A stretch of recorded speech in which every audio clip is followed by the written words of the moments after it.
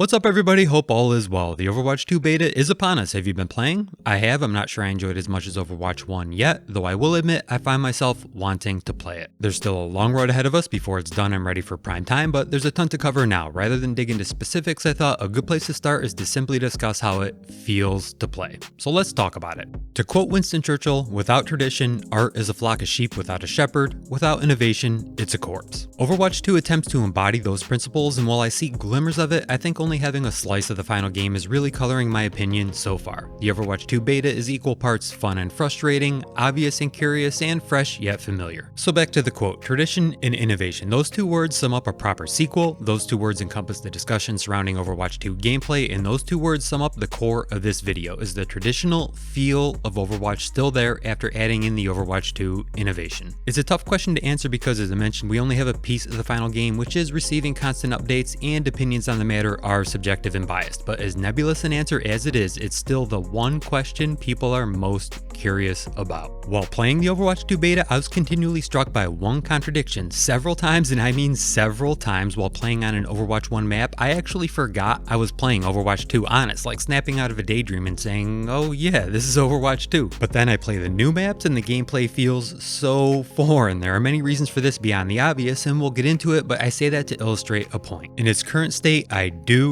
catch glimpses of the traditional Overwatch feel. I also get punched in the face by the innovations, so in a sense I'm relieved to see that both aspects are present in varying degrees. The question now is how it all shakes out as betas progress, we see the rest of the content, and settle on final balance changes. Will that traditional feel be snuffed out entirely as players adapt to the new format, or will the innovation be pushed too far and fall on its face? Odds are neither of these, though I can see a case for either. Regardless, it's an important thing to consider. So let's get into it. How does Overwatch 2 feel to play? Before we start though, let me clearly state where I'm coming from and my inherent biases. I'm a dedicated support player who's been here since launch on both PC and console. I'm roughly plat level, firmly role queue, and more than anything enjoy Overwatch for the teamwork component. I understand the game's balanced around the pros and GM, and while I've never played at that level, I try to be cognizant of that in my opinions.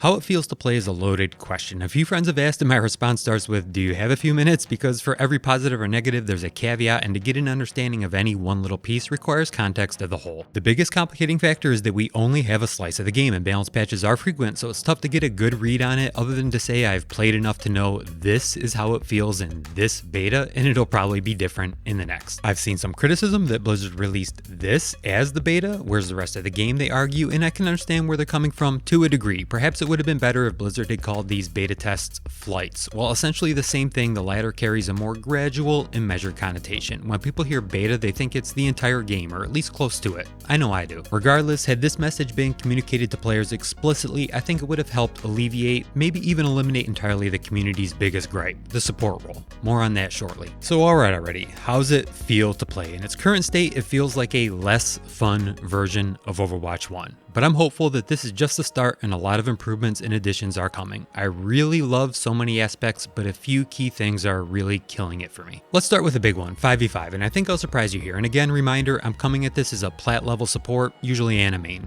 I've got to be honest, for the most part, I'm actually fine with it. In my level, perfect tank coordination in 6v6 was common but not typical, so having to defend myself more, losing out on the off-tank peel, or not standing behind two shields or giant meat bags isn't such a big deal. The biggest thing I noticed with tanks now is that when yours is dead, the fight's over, and there's little point in running away since DPS has their speed passive and typically a Lucio speed boosting them as well. I don't like that. With 6v6, if you lost one of any role, you still had a chance to pull through or stall long enough for the second player to return. Now it's all or nothing with that single tank. So you'd be thinking it's just dive the tanks and whoever dies first loses, but not so much. With support's help, tanks are really durable now, and in some cases straight up ignored because, well, why bother when you can just kill the supports? So let's talk about that. Do I think the support role is awful? No. Do I think the support role is good?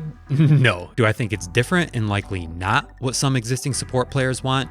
For sure. Everything you've heard is true. They're really vulnerable now, get dove a lot, and while I'm still getting comfortable with Overwatch 2, I'd say my time spent supporting teammates versus defending myself is 40-60. Mobile supports are fine, actually better than fine. Moira, Lucio, Mercy range from good to great partly because of their survivability. Brig, hit or miss. Frontlining is impossible, but playing as a sort of center midfielder for the team, you can get a lot of work done. Non-mobile supports though, Ana, Bap, and Zen are a bit more complicated. Zen's basically a lost cause for the average player. It's hit your shot or die. Ana and Bap have kits that let them extend the engagement a bit longer and improve their odds, but in Overwatch 2 as a support, it's rarely just a single flanker coming after you. It's everyone. The name of the game is kill the supports. Harsh, but it's the truth. So the concept of telling non-mobile supports to use cover or a single-use skill shot to defend themselves from several highly mobile DPS and tanks simultaneously is asking a bit much for the average ladder player at least. ML7? Sure, of course, but he's one in a million, you know? Now I'm not saying this should change. Perhaps it's irrelevant at the pro level, but I wanted to share because it will be the experience for many. Now, there is one saving grace to all of this. Aggro Ana. Actually, aggro everything. The expectation to sit back and focus heal teammates in Overwatch 2 is waning heavily, if not outright gone. There are moments every match where it's needed, sure, but overall you're better off to take a best defense as a good offense attitude.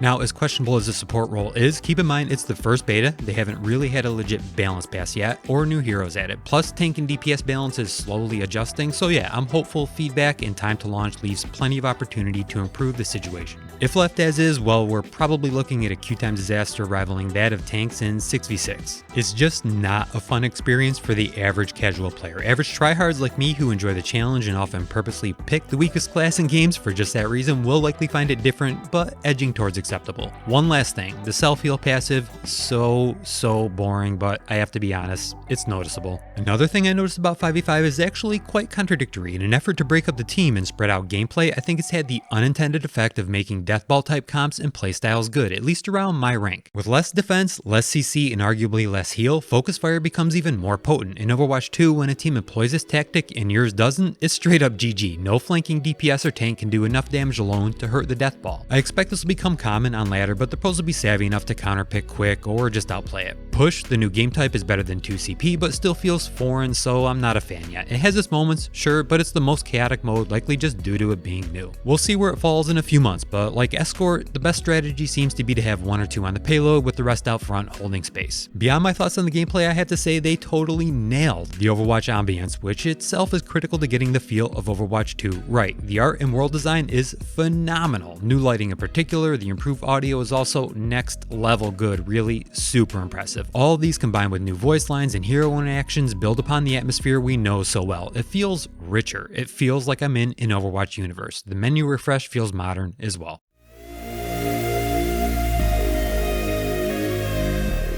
So final thoughts. I feel like I just rambled there. Reading it back, some of it even seems contradictory. I guess I'm still sorting it out, but part of that is due to playing it so much, my opinion changes a little with every session. Bottom line, while I have my beefs and will state unequivocally it's different to the point if it launches like this, some existing players will be put off, I do think there's potential and time to improve. Being a hardcore team player, I'm excited to find that teamwork might in fact be more valuable in Overwatch 2, but I'm disappointed to see how fast the team crumbles. That second tank really helped keep fights alive a lot longer. Overwatch 1 had epic battles, sometimes lasting minutes. In Overwatch 2, everything's over in seconds unless it's some weird final point hold where the spawn's like 15 meters away, you know? The flow of the game is just weird with these short little intense bursts that lack any emotional investment. If that can be fixed, I personally can probably enjoy Overwatch 2 long term, and queue times might actually be better than the original. If it launched today, I'd play, of course, but being totally honest, I'm not in love with it. It feels a bit too deathmatchy for my taste. I've had a ton of fun playing aggro Ana and a ton of fun playing DPS,